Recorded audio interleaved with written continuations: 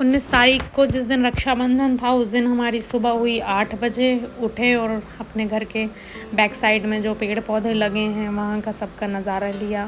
फिर हमारी मम्मी जी क्या करती हैं, सुबह सुबह उठ के सबसे पहले जहाँ पे उनका गैस चूल्हा रखा हुआ है वहाँ पे लिपाई करती हैं गोबर से। उसके बाद फिर हमारे घर खाना वाना बनता है। मतलब ये मम्मी का डेली का है, उनको डेली लिपाई करनी है और उसके बाद ही खाना बनेगा। तो आज मेरा टर्न था खाना बनाने का, क्योंकि जो आंटी आने वाली थी खाना बनाने वाली वो थोड़ा सा लेट आने वाली थी और भैया को 9 बजे ऑफ़िस के लिए निकलना होता है। मेरे भैया लोको पायलट हैं वहीं पे हमारे गांव में ही जहाँ है उनकी पोस्टिंग। तो वो मतलब बांदा से कानपुर तक का रूट में टावर वैगन लेके जाते हैं। तो आज मैं उनके लिए लौकी बना रही हूँ, वैसी लौकी जैसे मैं अपने घर में बनाती हूँ, थोड़े से घी में। और मेरी बीच वाली सिस्टर को भी देखना था कि मैं कैसे बनाती हूँ ये। तो फिर उनको मैंने बताया कि मैं क्या क्या करती हूँ, थोड़ा सा ज़ीरा डालती हूँ, थोड़ा सा हींग डालती हूँ, उसके बाद फिर लौकी वौकी। तो उनको पता चल गया कि मैं कैसे बनाती हूँ। फिर वो चली गई अपने बच्चे को लेके। फिर उसके बाद मैंने बनाया खाना भैया के लिए, क्योंकि भैया को 9 बजे निकलना था ऑफ़िस। तो उसके पहले मुझे ही खाना बनाना पड़ा, क्योंकि मुझे अच्छा लगता है खाना बनाना। घर जाके मैं कभी भी मम्मी को काम नहीं करने देती। फिर भैया ये हैं एंजल, तो इनको मैगी खाना था तो हम लोगों ने बनाई मैगी। और ये चुपा चुप लेके आई थी तो वो खाया मैंने, बहुत खट्टा है। मैगी बन के रेडी हुई।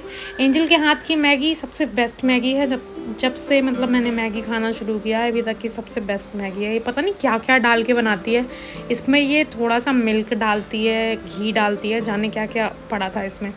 और दीदी मैगी खाती नहीं है तो वो अपना शेक निपटाने में लगी थी। फिर हमारी बुआ जी आ गई। हम मेरे पास एक ही बुआ जी हैं और मतलब जैसे मेरे पापा नहीं हैं तो वो बहुत ज़्यादा परेशान हो जाती हैं, रोती हैं वो जब भी आती हैं हमेशा। तो हम उनको पैम्पर करके रखते हैं, क्योंकि इनकी उम्र भी काफ़ी ज़्यादा हो चुकी है और इनके पास सिर्फ इनके हस्बैंड रहते हैं, इनके बच्चे भी नहीं रहते हैं। तो इनको हमसे बहुत ज़्यादा लगाव है। फिर मम्मी ने बनाए थे मेरे ड्राई फ्रूट्स और आटे वाले लड्डू। और मम्मी के हाथ के बनाए लड्डू का तो कोई जवाब ही नहीं है भाई, इतना टेस्टी था, इतना अच्छा था ये, मज़ा आ गया खा के। फिर ये एंजल लेके आई थी चुपा चुप, फिर से मैंने खाया इसको अपना, फिर अपना खा के फिर हम लोग मूवी एंजॉय कर रहे थे। वो रक्षाबंधन का दिन था तो कोई भाई बहन वाली मूवी आ रही थी तो वही हम देखने में लगे थे। आराम से मज़ा आ रहा था मूवी देखते देखते। फिर हमने थोड़ा सा वीडियो शूट करा और उसके बाद फिर आंटी आ गई खाना बनाने वाली, उन्होंने बनाया खाना। फिर उसके बाद हम सब लोगों ने बैठ के एक साथ खाना खाया। गाँव में सबसे अच्छी चीज़ ये है कि जितने भी लोग हैं मतलब घर में रहते हैं, हम सब एक साथ बैठ के ही खाना खाते हैं। उसके बाद आज दीदी को निकलना था, क्योंकि 19 तारीख की रात में ही उनकी ट्रेन थी। तो हमारे घर में करौंदा का पेड़ लगा है, तो वो करौंदे तोड़ रही थी काफ़ी सारे, क्योंकि उन्हें अचार अच्छा लगता है। तो हमारे घर में मम्मी भी हमारे घर में करौंदे का अचार घर के ही करौंदे से बनाती हैं। फिर एक ये बिल्ली पालतू थी तो उसको देखा। फिर ये बीच वाली सिस्टर का बच्चा बारिश में भीग रहा था, फिर उसको डांटा गया। फिर उसके बाद हम लोग गए, हमारा दूसरा घर जो है ना हमारे घर की 5 किलोमीटर डिस्टेंस में है, तो वहाँ गए। तो वहाँ म्यूज़िक बज रहा था तो हम लोग पूरी मस्ती करते हैं वहाँ जाके। गाँव गए और हर जगह घूमते हैं और इतना मज़ा आता है। फिर बारिश होने लगी तो मैंने पॉलीथीन सर में ओढ़ ली और फिर मैं गाना गाने लगी। तो दीदी ने मुझे कहा कि लो तुम गाना गा रही हो तो तुम टिश्यू पेपर लो, पैसे तो मैं तुमको दूंगी नहीं। फिर उसके बाद रक्षाबंधन का ऐसा था कि रक्षाबंधन ना शाम में ही मनाना था, क्योंकि दोनों भैया लोग ड्यूटी चले गए थे, ऑफिस चले गए थे अपने अपने। लेकिन हमारे साथ सबसे अच्छा ये हुआ कि रक्षाबंधन तो हमने बाद में मनाया, लेकिन गिफ्ट हमारा हमें पहले ही मिल गया। फिर हम गए ज्वेलरी शॉप में हम तीनों की थोड़ी बहुत शॉपिंग हुई, जो भैया लोगों ने हमें गिफ्ट दिलाए। फिर उसके बाद रक्षाबंधन की तैयारियां शुरू हो गई। 5-6 बजे के आसपास दोनों भैया लोग ऑफिस से आ चुके थे। फिर दीदी मुझे साड़ी पहना रही थी, क्योंकि मेरे को साड़ी पहननी नहीं आती। तो ये पूरा मेरा लुक था। और भाई बहुत गर्मी लगती है साड़ी पहनने के बाद, लेकिन अच्छा लग रहा था, थोड़ा बहुत तो ठीक ठाक मैं लग ही रही थी। उसके बाद ये ऐसी सी कुछ बीच वाली सिस्टर मेरी लग रही थी। फिर उसके बाद हम दोनों ने थोड़ा बहुत फ़ोटो सेशन किया और फिर हमने चुपके से पिज़्ज़ा मंगाया। तो हम लोग इसको निपटाने में लगे थे, क्योंकि उसके एक दिन पहले भी हम लोगों ने पिज़्ज़ा खाया था, लेकिन जो शॉप में बैठ के खाया था उसका मज़ा कुछ अलग ही था।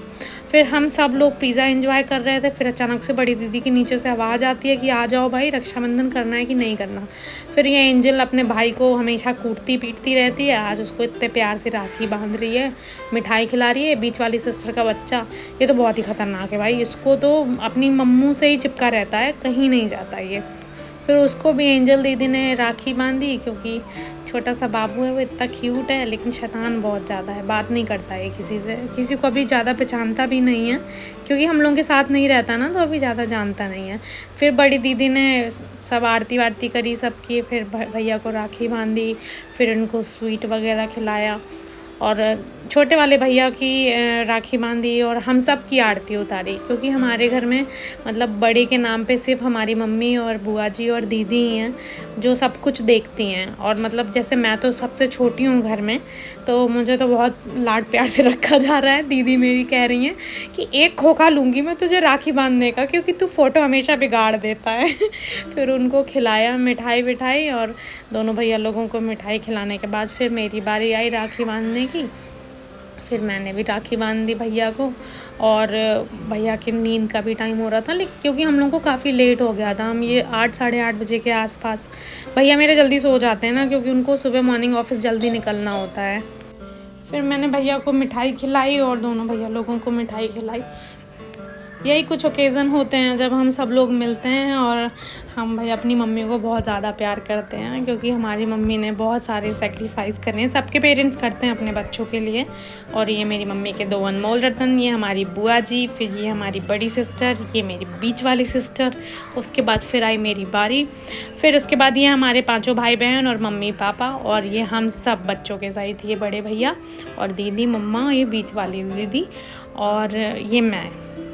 उसके बाद ये हम तीनों बहनों का भाई एक फ़ोटो तो ज़रूरी रहता है, फिर ये दीदी अपने बच्चे के साथ, और ये बड़ी दीदी मेरी अपने बच्चों के साथ। फिर उसके बाद हम सब का राखी का फ़ोटो ज़रूरी रहता है हर साल, तो ये मेरा लुक है पूरा। उसके बाद फिर हम लोग वापस से पिज़्ज़ा एंजॉय करें अपना। उसके बाद फिर हमारा वीडियो मतलब हो गया काफ़ी ज़्यादा, पूरी राखी वाखी का जितना भी हमारा फंक्शन था वो सारा हो गया। उसके बाद फिर मैंने कहा कि मैं भी ज़रा देख लूँ कैसी लग रही हूँ वीडियो में साड़ी पहनी हुई। तो ज़्यादा बुरी नहीं लग रही थी, बट बुरी लग रही थी, क्योंकि मेरे को आदत नहीं है ना, तो मुझे अजीब सा ही लग रहा था। फिर उसके बाद दीदी लोगों की ट्रेन का टाइम हुआ, फिर दीदी मम्मी को बाय बाय बोली। उसके बाद जब सब मिलते हैं तो कितना अच्छा लगता है, लेकिन जब सब जाते हैं तो अच्छा नहीं लगता। मम्मी और बुआ जी तो हमेशा रोने लगती हैं, क्योंकि उनको अपने भाई की याद आती है, हमारे पापा की। फिर हम पहुँचे स्टेशन में दीदी का बच्चा दोनों डॉग के साथ खेल रहे हैं, इतने प्यार से वो पूँछ हिला रहा है बैठ के आराम से। उसके बाद मेरी राखी खुल गई थी, तो दीदी ने मेरे हाथ में राखी बांध दी, कह रही हैं कि ऐसे कैसे खुल गई भाई इतनी जल्दी। फिर उन्होंने राखी बांधी। उसके बाद फिर हम लोग सब मिले वापस से, और पता नहीं अब आगे हम कभी मिलेंगे, कितना टाइम लगेगा। फिर ये बीच वाली सिस्टर उनको बाय बोलती हुई, और ये एंजल मेरे से ज़्यादा क्लोज़ है ना, तो ये बीच वाली सिस्टर हमेशा बोलती हैं कि हाँ मेरे से तो तुम कहाँ ही क्लोज़ हो ज़्यादा, तो मुझे कहाँ ही प्यार करोगी। तो उसके बाद फिर ये दीदी को हम कुछ कहते हुए और हंसी खुशी ये अपना चाँद के तारों के नीचे बात कर रहे हैं। उसके बाद ट्रेन आ गई, और दीदी का बच्चा बोल रहा है कि ट्रेन आ गई, और फिर आज का ब्लॉग ख़त्म हुआ। दीदी का चली गई घर। बाय।